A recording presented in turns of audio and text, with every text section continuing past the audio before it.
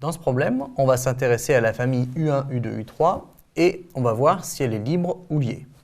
Alors, pour montrer qu'une famille est libre, ou pour voir en tout cas si elle est libre, on fera toujours la même chose. On prendra trois réels alpha, bêta, gamma et on va résoudre alpha U1 plus bêta U2 plus gamma U3 égale le vecteur nul. Et selon ce que l'on obtient à l'issue de cette résolution, on pourra conclure sur le fait que la famille soit libre ou non. Alors, on va prendre alpha, bêta, gamma, trois réels, et on résout, qui, soit dit en passant, prend un t, alpha U1 plus bêta U2 plus gamma U3 égale le vecteur nul. Alors, ça, en fait, c'est un vecteur. Si on regarde U1, U2, U3. Donc ça, c'est équivalent à écrire alpha moins bêta de gamma égale 0, 0, 0. Alors c'est vrai que c'est un exemple très très simple, d'accord, qui permet de conclure très rapidement que alpha égale bêta égale gamma égale 0. Donc, la famille U1, U2, U3 est libre. Alors, qu'est-ce que ça veut dire d'être libre? Libre, ça veut dire que la seule façon de résoudre ce truc-là, c'est d'avoir alpha égale bêta égale gamma égale 0. Si ce n'était pas le cas, on pourrait avoir alpha, bêta, gamma, l'un des trois non nuls, ou tous les trois non nuls, ou qu'importe. Mais ça voudrait dire qu'on pourrait exprimer, mettons, U3, en fonction de U1 et U2. Donc U3 serait une combinaison linéaire de U1 et de U2. Et si ça c'est vrai, ça veut dire qu'à partir de U1 et U2, je peux en fait fabriquer U3.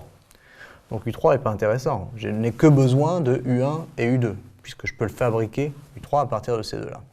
À ce moment-là, la famille n'est pas libre. Elle est liée, puisque l'un des vecteurs est le résultat d'une combinaison des autres vecteurs. D'accord ?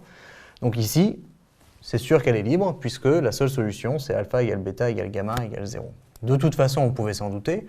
On voit bien qu'on peut combiner U1 et U2 comme on veut. On n'obtiendra jamais U3, c'est pas possible. On ne peut pas mettre un réel non nul ici si on n'a que des composantes nulles dans U1 et U2. Et vice-versa, d'accord? Puisque à chaque fois, c'est toujours une seule composante qui est non nulle, toutes les autres sont nulles. Donc oui, c'est un exemple très simple, d'accord?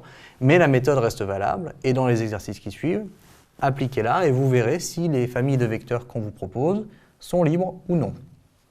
Pour finir, l'énoncé nous demande de nous intéresser à la matrice constituée des trois vecteurs colonnes U1, U2, U3. D'accord?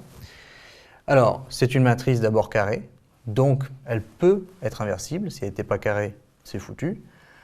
Ici, elle peut être inversible, et un résultat qu'on va retenir, c'est que si les vecteurs U1, U2, U3, qui sont ces vecteurs-là, évidemment, forment une famille libre, eh bien ça, c'est équivalent à dire M inversible.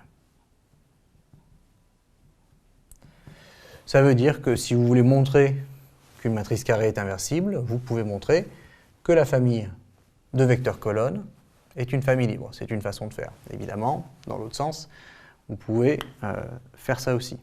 Si la matrice est inversible, alors la famille sera libre.